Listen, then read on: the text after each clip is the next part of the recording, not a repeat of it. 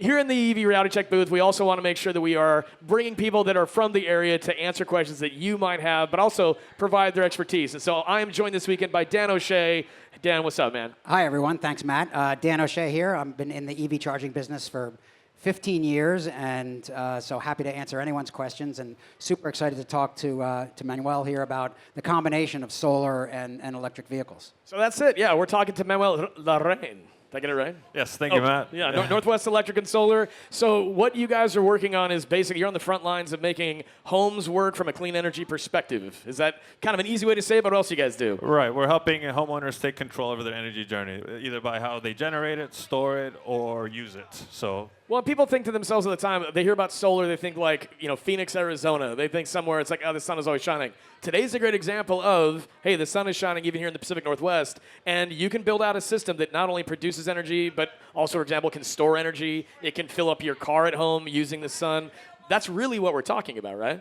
Right, we're talking about building resilience and dependence from the grid and being able to, just reduce the cost of electrification, which is very popular right now. So if I'm coming to you and say, hey, I have 1,000 questions, and you have to answer those, where do you normally start with a customer that's coming to you for products and services? Yeah, we start by understanding what their problems are. Typically when someone purchases an EV, that's a great thing for us because they're going to start realizing that they're using more energy now, that they're going to start that relationship with electricity and to manage that. And a great way to manage the costs from using that much more electricity is by getting solar. And also, for a home charging perspective, I'm assuming you guys also provide services for home chargers as well? That's right. Yeah, we do EV chargers. It's like the gateway drug, right? It's like, I got my EV, I got to get that home charger, and then that's when you can say, by the way. You can connect these two together. Indeed, yeah. It all kind of works together, synergizes with the battery, solar, even a smart panel. It can help you control your energy usage better so you can maximize your savings with solar or your backup time with batteries. So how much of that, for someone who comes to your website and fills out a form, however you are reaching out or they're reaching out to you, what level of sort of knowledge of all that do people have, and how do you kind of invite them into the whole ecosystem? Right, so honestly, people who are looking into solar are having already do a little bit of research. It's a very considered purchase, so they come a little bit warmed up typically, but we're more than happy to explore and answer the 1,000 questions. It all starts with how much energy they're using, and then we kind of look at their electrical situation, and then we can start tailoring the experience based off what products we have. Well, it also, it comes down to what are they spending on their utility bill every month, give them a sense of, they know what their costs are out of the pocket, right? But then it turns into, well, how can I offset that by making this investment? But then they have to have a site assessment done on their home to even know what they could produce, right? That's right. Yeah, a lot of things can be done remotely, but to get everything dialed in, site assessment is very important. Just to identify the location of the equipment, really confirm what was seen remotely. There's a lot of trees in the Pacific Northwest, so it's important to get a good picture of those. The tree thing's important, right? It's like I have solar at my home. I live in Portland, Oregon. We have a 3-story house, and our roof is above the tree line. So we can produce all day, we can store the energy all day, but our neighbor next to us, it's a single-story home. They are only getting really good sunlight on their roof, maybe 3 or 4 months out of the year. Otherwise, it's a tough choice. So that is something if someone comes to you and says, we really want to do this, but we've got trees on our lot, is that something you could even point to them and say, here's what you would need to do to resolve this? If these trees were gone, you guys, for example, could produce more energy?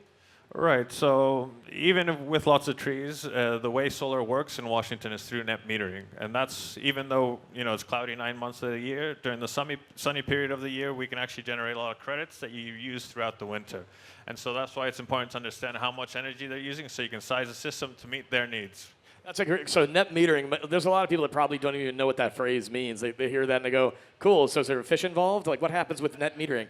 But no, it's a great way to, this is where I think it's important to just break down what does that benefit mean. It means that you can produce solar power for X amount of good months, days like this, and you just bank that credit with the utility. And then when you start using the utility again, they just say, well, we're not going to charge you. We're just going to start peeling from your credit until we actually have to charge you something. And that shows up on your bill. So I'm a solar customer at City Light, and I see that credit on the bill. Sometimes I go out and watch my meter go backwards, right? That's a nerd out type thing to do, though.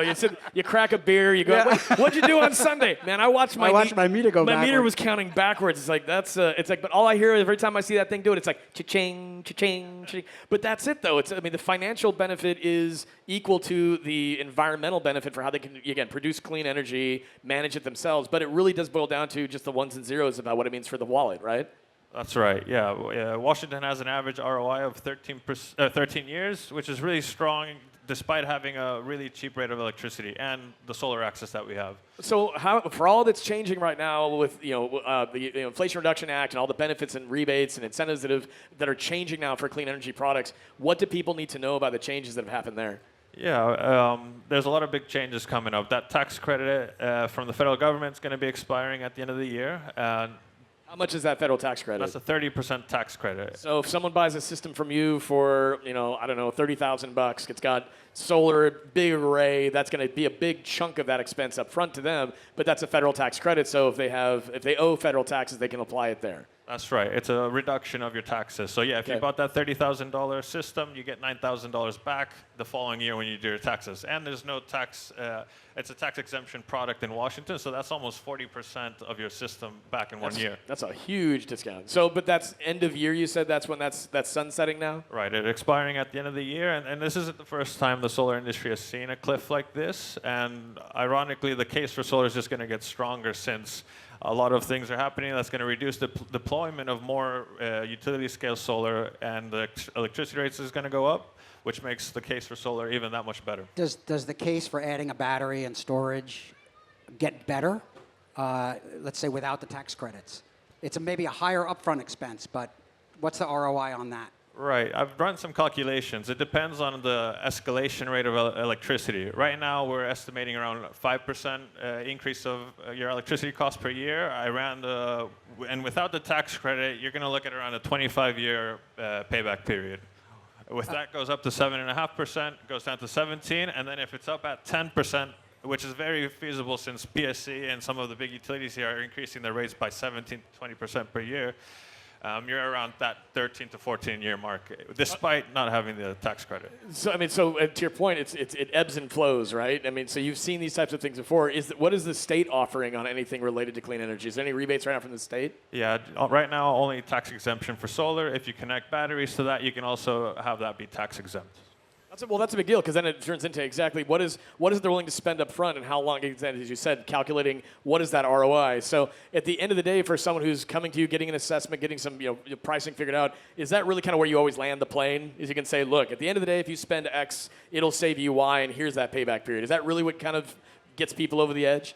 Just some people. Some people just want to become more independent, not rely on the grid. That's why they usually go battery and solar, or they just don't want to, consume carbon-powered electricity at home, and they want to generate it themselves. So how long has Northwest Electric and Solar been in business? How long have you guys been doing this? You personally, I remember you and I met a year ago, and it's been another year. So for those attending today that haven't heard your story, how'd you get into this? Yeah, I studied business and sustainability up at Western Washington University. It was a really nice major, and I took some energy economics classes as a part of that, and that was really cool to see the levelized cost of electricity. That's kind of the raw cost of generating electricity from any source, accounting for all the externalities. And solar energy was the cheapest by far. And it's so spectacular because you can implement it anywhere, and that's really where that passion for renewable energy grew. And I traveled for a bit after college, and then I started knocking on doors for PSC. And you were a door knocker. I was, for their Green Power program. I was promoting their, I was helping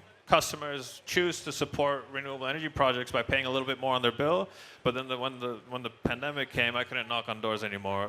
Fortunately, I was doing a training for my NABCEP, which is the North America Board of Certified Energy Practitioners. I got my associate certification, and then I got hired at Northwest Electric and Solar 5 years ago.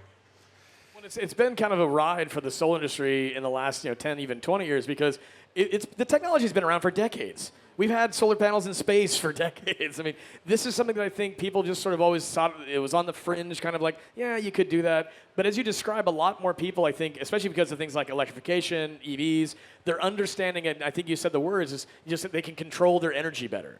And so is that something, again, EVs, as I mentioned, they're kind of a gateway drug into the world of like, I can own and control this. But How do you see the future of this happening? I mean, the technology continues to improve. It hasn't peaked per se, I don't think, for how much, again, how many watts per panel we are producing right now. But what do you see for the future of this technology? If someone buys it today, how well can you represent to them? It's like, look, this is going to be functional for you for a long time. How do you help people understand that? Right. That's a great question, Matt. Yeah, we get a lot of people asking, like, is this the best product or should I wait for the next best one? And actually, going solar now is the best thing you could do because you're going to be able to hedge against rising electricity costs. And even if one panel is 23% efficient and one's 18% efficient, but they both produce 400 watts, one might be just smaller than the other, but they're going to both produce 400 watts. So the technology is there. It's working. We have panels being manufactured up north in Burlington and Washington, and those have a 30-year production guarantee, which is stellar. Your production's here in the state. Yes, yeah. That's huge. There was a higher rebate on those for a while, the ones in Washington State. Is that gone? Yeah, so about 8 years ago, there was a state rebate program, which really favored using Washington-made panels. That got used up pretty quickly, but folks who were entering that program had ROIs of 4 years, which is very impressive. Yeah, wow. That was amazing, and it was very significant. I have a question. When you talk to people, they're looking at their bill, and they're seeing this new huge load, right? They're seeing that bill go up. It doesn't say this is your electric car. Do you talk to them about sort of the whole holistic expenditures that you're no longer buying gas? So how much were you spending on gas every month? Now you're spending significantly less. Does that work into your calculations with folks? Great question, Dan. Not so much, honestly. I think that's already kind of understood when they're coming out to talk to us, that they've identified that their cost has gone up. You know, we can ask questions on how many miles they drive, but we can actually just deduce all the information we need from their utility bill. We put that into our program, and we can calculate their annual usage and start designing solar to offset their usage or battery systems to give them off-grid capabilities. Do you find people who had diesel generators coming to you saying, I'd rather have a battery?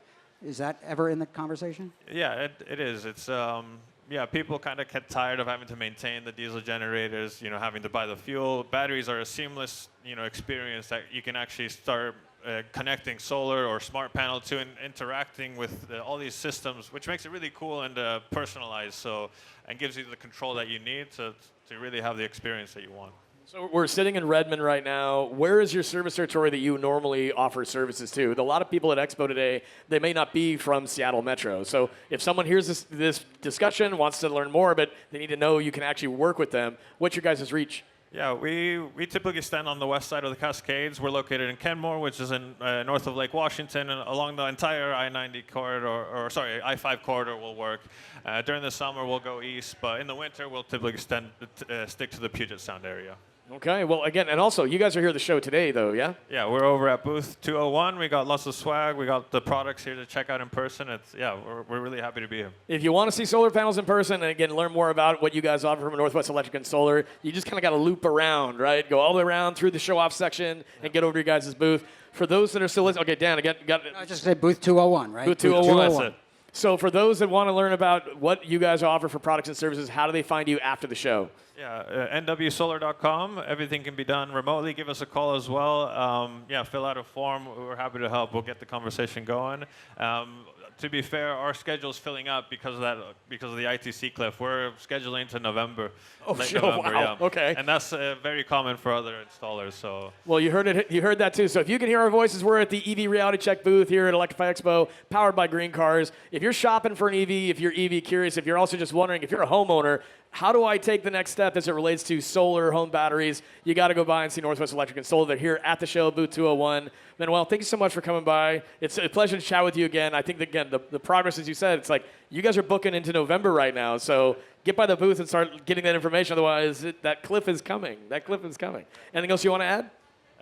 No, yeah, it's right now is a great time for Washington to really become its own steward for renewable energy policy. I'm on the board of WASEA, and we're fighting for a battery incentive in the next legislative session. So even though we're not getting help from the federal government, Washington's going to stay solar strong. Yeah, this is a great state to be involved with clean energy, electrification. Again, no matter where the political winds blow, states like Washington are really always on the front end of what's happening for where things are going. So thank you for all the work that you're doing in the industry, for getting the installs happening. Again, this is the EV Reality Check booth powered by GreenCars. You're going to hear more conversation from more industry leaders and experts throughout the day. Dan, anything else you want to add? Nope, this has been very educational, and I suggest you go over and check out booth 201.